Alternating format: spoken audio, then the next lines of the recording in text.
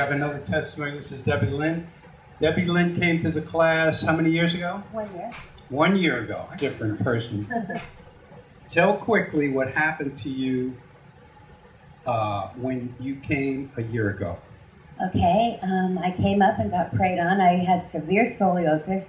I was on up to 140 to 160 meds a week, like methadone, Norco, and they were saying the medicine alone was going to kill me because it was destroying my liver.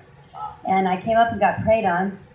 I heard this bacon sizzling inside of my neck and in my back, and I was instantaneously healed. The pain was gone. My pain was like at a 50 at that time to me. I couldn't even function. I was so depressed. I cried every day. I contemplated suicide because I didn't want my family to see me keep suffering. I couldn't take care of my family the way I wanted to. I couldn't even lift my hands in worship at church. But I came and I got prayed on, and just like that, it was a miracle. Just in a matter of a minute, I kept going, me? And let me tell you, it's all about forgiveness, first of all, because I'd been praying for years to be healing, but until I learned about forgiveness, that's what really, I think, shook the tables. Forgiveness is a big deal. And like I say, you got to keep coming back because you're going to hear how big a deal giving forgiveness to others is. There's no option. If you're a Christian, if you're a follower of Jesus, you don't have the option to not forgive people. Let me just tell you straight. Can I tell you straight? See, I'm a straight person because I know what works. Over in the big room, Ed is talking about this series where he said, how do things work? They work this way. Forgive others. If you expect to get forgiveness from God, if you expect to get blessings in any area of your life, that's how things work. So if you haven't, everybody right now, if you think about it, you know there's a person out there that you haven't forgiven. Get it over with. Just do it. Yeah. Some people say, oh, John, you're kind of harsh. Yeah. Jesus said it, not me. He said forgive. So why aren't you doing it? Come on, get with it. Now tell the rest of the story.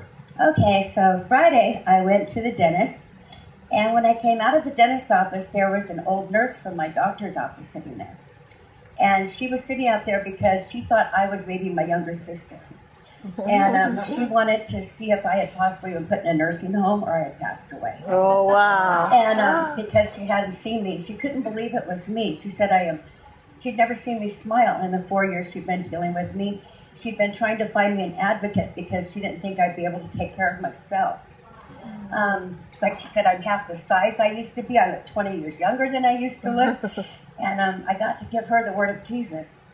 And it was just amazing. It was just amazing to hear someone and then she asked me, this is so important. She said, how did you go off all the medication? Did they have to hospitalize you? I said, no, I just never took another one. And she said, what? And she said, that should have killed you in itself to go off that type of medication. Wow. But I never took another medicine, and I never had one withdrawal symptom ever. Thank you. Nothing big happened. No. But 2 days later, Yeah. 3 days later, right? Amen. So here's what I want to tell every single person in this room. Don't quit. No. Don't quit. Because I know there are people who'll come, you'll get prayed for, and nothing seemingly happens, and we'll never see you again. I know that. But I'm saying come back, and let's go after it. You know we're in a battle, don't you? And we're battling against powers, principalities, rulers of darkness, spiritual forces of wickedness, and we're learning how to fight, right? Yep. So we're going to teach you how to fight. We're going to teach you how to stand. We're going to teach you how to persevere to get the thing you want, which is health and healing, wholeness, freedom, the abundant life that Jesus came. He says, I've come to give this to you. So if you're not experiencing abundant life, you have to ask yourself, why and what's wrong? It's not on his end, because God is perfect. It's not that he's saying, no, not you, or no, not you, or no, not you. He's waiting for us to line ourselves up with him and receive what he's already done for you. Some of you aren't saying this. You got to listen to me. If God will do it for Debbie Lynn, He will do it for me. Because He's not a respecter of persons. He doesn't favor one over the other. She wasn't the most holy person on the planet, so that God would just kind of say, oh, well, yeah, maybe I'm going to... No, He was ready for her to be healed from day one. She had to align herself, and she talked about something that was very important, that we're going to do right now. So close your eyes. If you were here last week, you're here previous classes, you know I go here. Get used to it, because this is for your good. Holding unforgiveness, bitterness, and resentment towards anyone is like drinking poison, hoping the other person will die. I don't think it's going to work, right? I wish they... I'm not going to forgive unless they ask me, unless they say I'm sorry. They owe me. Well, yeah, they owe you, but they may never give you what you want. You need to do what God has said to do, and that is forgive. But John, you don't know what they did. I could probably imagine the worst things that people do to others. I could probably imagine. But I gotta say, do you want blessings? Do you want healing? Do you want favor? Do you want the good things from God? Do you want His constant forgiveness in your life? Answer me that question. Do you? Yes. Then you got to forgive others. So close your eyes.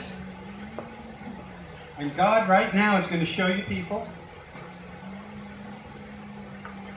that He wants you to forgive. Listen, He wants you to forgive. He already paid. You know what? He already went to the cross for that person that you're holding bitterness against. He already paid dearly with His body and His blood on the cross for that person that you have refused to forgive. So He's going to show you these people, and here's what you do. As you see the face, you see the situation, you see the incident, you see the name. As you see that, I want you to say this, and I want you to say it out loud. Lord, the way you forgive me, Lord, the way you forgive me, everything, every time, I choose, I make a decision of my will, to forgive, and now you put the person's name in that space. I choose to forgive. And just say it, just under your breath. I choose to forgive Uncle Joe.